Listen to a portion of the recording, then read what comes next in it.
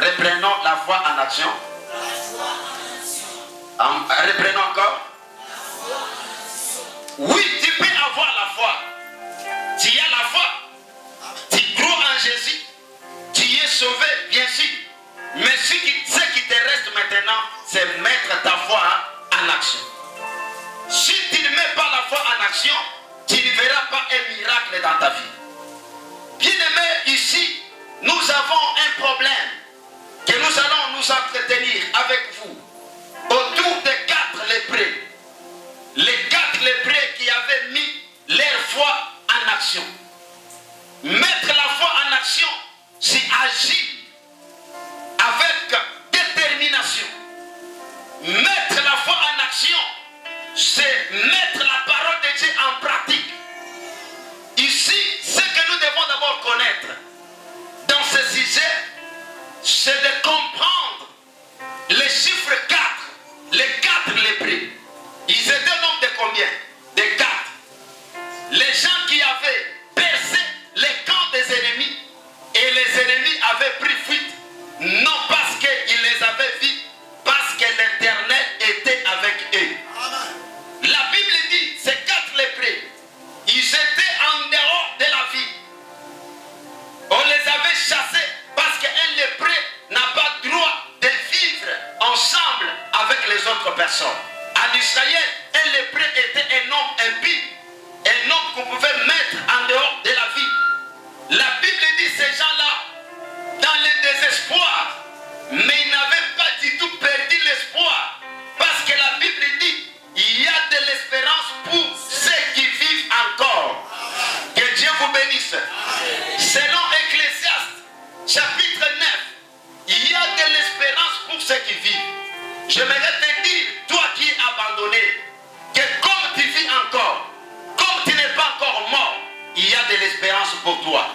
Dieu peut encore faire quelque chose dans ta vie. La Bible dit ces gens-là, malgré la maladie, malgré la souffrance, malgré la famille, ils se sont dit, si nous entrons dans la vie il y a la famille. Amen. Si nous restons ici, nous allons toujours mourir de famille. Ils étaient devant une grande équation et leur pensée était déjà au bout. La Bible dit, là où se limite la pensée des hommes, c'est là où débute la pensée de Dieu. Ce matin, si tu es venu avec une pensée limitée, la pensée de Dieu va te compléter. Que Dieu vous bénisse. Ils ont dit, si nous restons ici, nous allons mourir. Si nous entrons, il y avait 3 équations. La première équation, si nous entrons dans la vie, il y a la famille dans la vie.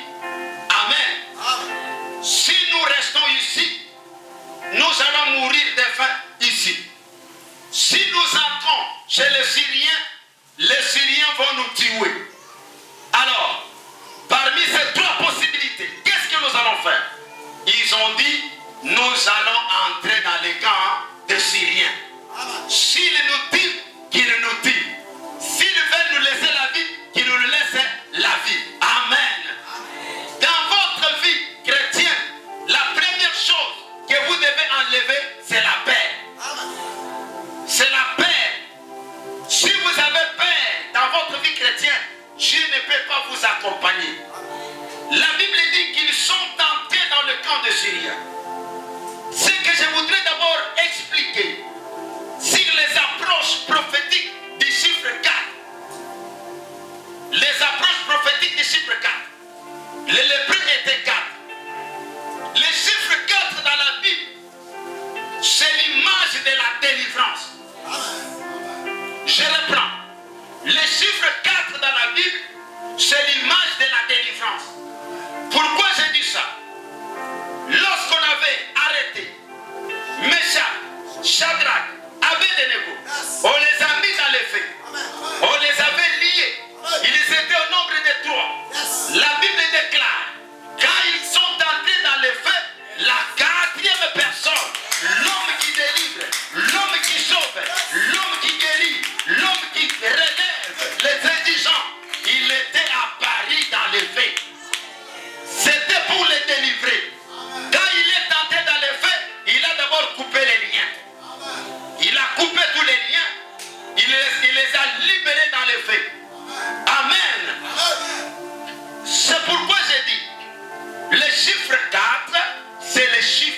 délivrance.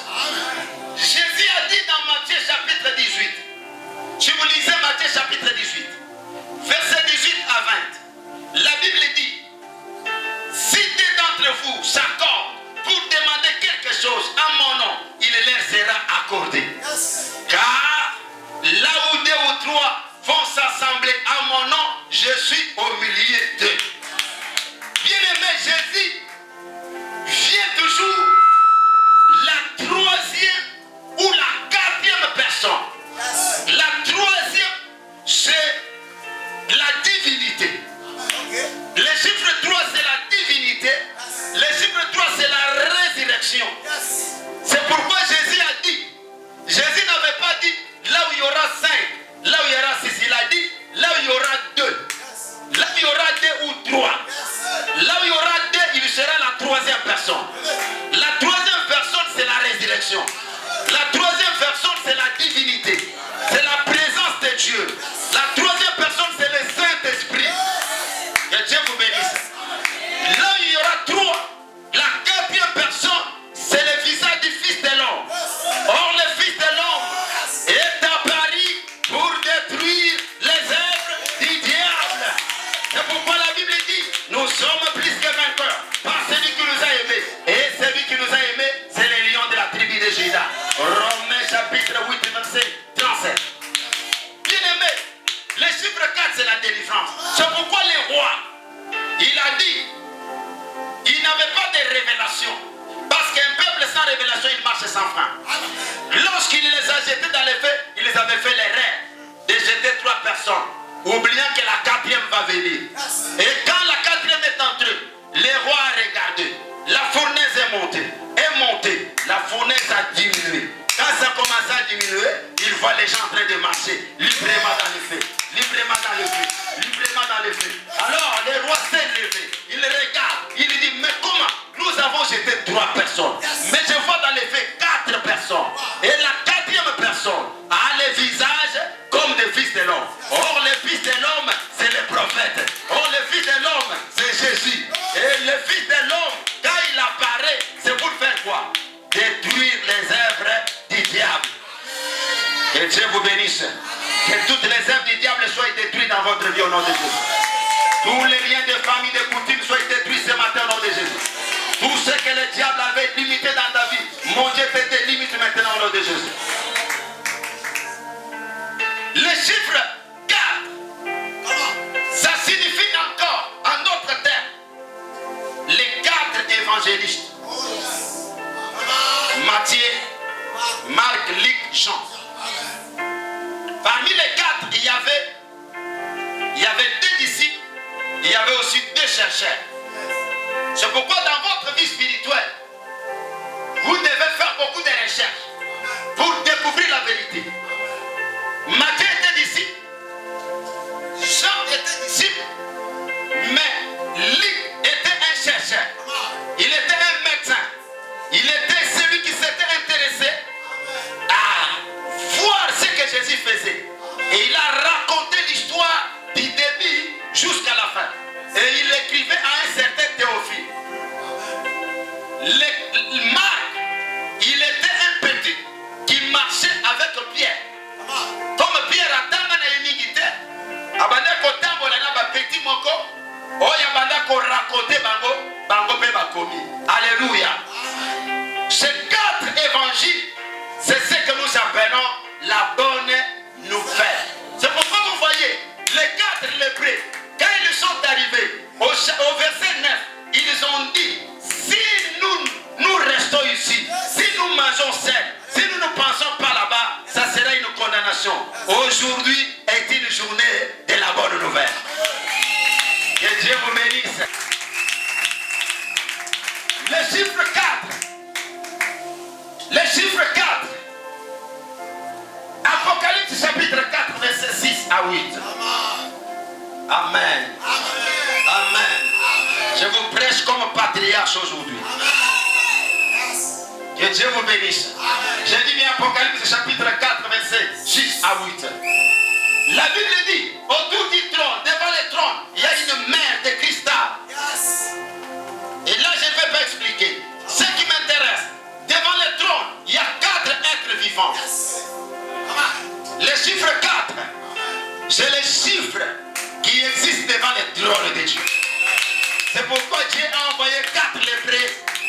envoyé 4 évangiles. Il était la 4e personne pour sauver dans les faits. Les 4 êtres vivants qui sont devant le trône. La Bible dit ils ont Dieu dedans et dehors.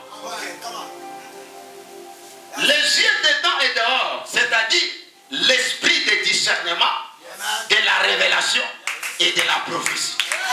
En fait, j'aimerais dire que même si tu n'es pas prophète, mais l'esprit que tu as, c'est un esprit prophétique. Même si tu ne prophétises pas pour d'autres personnes, mais tu peux être prophète pour toi-même. Parce que la Bible dit Dieu ne fait rien sans révéler son secret à ses prophètes. C'est pourquoi je te dis, devant le trône, il y a 4 êtres vivants qui ont les yeux dedans et dehors. Dedans, c'est pour voir tout ce qui se fait à l'extérieur. À l'intérieur, les yeux à l'intérieur, ça c'est quelle sorte de yeux? Alléluia. Est-ce que vous pouvez voir quelqu'un qui vous dit j'ai des yeux à mon intérieur? Vous pouvez croire à ça. Je dois vous dire que les yeux de l'intérieur, c'est la foi. Parce que la Bible dit, dans 2 Corinthiens chapitre 5, verset 7, la Bible dit, marchez par la foi et ne marchez pas par la vie. Sokozotambola na miso oyo okobanga. Sokotambola na miso oyo okomona biloko moko mabe. Mais sokotamboli na kojima okomona biloko ba papa ba mona kati. Okomona biloko okokoma bisika moto akoma te. Okomona nzambe na lola. Okozwa révélation. Parce que quand on prie, on dit fermez les yeux. Fermez les yeux, c'est-à-dire on vous dit fermez les yeux physiques, ouvrez les yeux de la foi. La foi c'est les yeux. Si tu as la foi, tu peux voir quelque chose là où il n'y en a pas. Là où on va vite, toi tu vois quelque chose. Là où on dit qu'il n'y a rien, toi tu vois qu'il y a quelque chose. La foi crée des choses. C'est pourquoi la Bible dit qu'ils ont des yeux à l'intérieur comme à l'extérieur. C'est pourquoi si tu as l'esprit de Dieu, l'esprit d'Élohim, tu as les yeux du dehors et les yeux du dedans. C'est ce que nous appelons les yeux spirituels. Que Dieu vous bénisse. Ces 4 êtres ils sont au nombre de 4. Le premier être c'est à la forme du lion. Amen. Je ne voudrais pas m'éterniser là-bas. Je passe rapidement. Le deuxième être a la forme d'un veau. Et le troisième être a la forme du Fils de l'homme. Et le 4e être a la forme de l'aigle. Et vous pouvez comprendre. Alléluia. Que le Seigneur vous bénisse. Je vais commencer par l'aigle. L'aigle se distingue par la vision. L'aigle se distingue par la vision parce que beaucoup de gens ont une vision limitée. Mais celui qui est un aigle a une vision illimitée. Il peut voir plus loin que jamais. C'est comme ça la Bible dit. L'aigle s'élève à des kilomètres. Il regarde en bas et il voit sa proie. Il descend. C'est pourquoi je demande à Dieu qu'il te donne la vision de l'aigle. Reçois la vision de l'aigle. Soko banda comment on a tout prophétie à Mikousse, reçois la vision de l'aigle. Soko banda comment on a tout prophétie à Grenouille, reçois la vision de l'aigle. Soko banda comment on a la vision à chèvre, reçois la vision de l'aigle. Au nom de Jésus. Au nom de Jésus. Soko mona kamuke na vie na yo, reçois la vision de l'aigle. Une vision qui va voir loin. Une vision qui va voir Europe pendant que tu es à Kinshasa. Une vision qui va voir un mari en Amérique pendant que tu es au Congo. Une vision qui va voir une équipe là-bas pendant que toi tu marches à pied. C'est ça la vision de l'aigle. Que le Seigneur vous bénisse. Recevez cela au nom de Jésus. Et les lions se distinguent par sa force. Il est le roi des animaux. C'est pourquoi en vous devez avoir un esprit de lion. Et c'est ce qui fait que quand vous marchez dans ce monde, si vous avez un esprit de lion, personne ne vous touchera. Ils vont vous regarder, ils ne vont pas vous voir, mais vont voir celui qui est en vous c'est le lion de la tribu de Juda. Le Seigneur Jésus. Amen. C'est-à-dire, dans la force, il n'y a pas quelqu'un qui dépasse Dieu. Dans la force, notre Dieu s'appelle El Shaddai, c'est-à-dire le Dieu tout-puissant. Le diable peut être puissant, mais notre Dieu est tout-puissant. Que Dieu vous bénisse. Bien-aimé dans le Seigneur, le sujet, ça signifie le déplacement. Les yeux, dedans dehors, ça signifie l'esprit de discernement, l'esprit de révélation et l'esprit de prophétie. C'est pourquoi je te déclare prophète ce matin de ta vie. Je te déclare prophète de ta famille. Je te déclare prophète de ton mariage. Maman, ne soit pas dans un mariage une femme qui mange toujours le foufou, remplit le ventre matin et soir. Non. Sois une femme veillante. Tu donnes naissance à un enfant, Dieu te donne la révélation. Avant même de l'enfanter, Dieu te parle. Et tu as la révélation de toute ta famille. C'est comme ça, celui qui a l'esprit de révélation. Parce que la Bible dit, un peuple sans révélation, il marche sans foi. Vous ne pouvez pas être dans une famille, un enfant sorcier dans la famille, et vous ne connaissez pas. Là, sachez que vous êtes des aveugles. Lorsque vous êtes dans une famille, même si on est allé donner la sorcellerie à un enfant, l'esprit que vous avez, ça va vous révéler. Et j'aimerais que Dieu vous révèle tout ce qui se passe dans vos familles. Que Dieu te montre tout ce qui se passe dans ta famille. Et c'est là au nom de Jésus. C'est pourquoi quelque chose que je peux vous donner comme un petit conseil. Et comme ça, les enfants de Dieu, quand vous vous réunissez, 2 ou 3, selon Matthieu 18, 20, vous devez faire beaucoup d'attention avec vos causeries.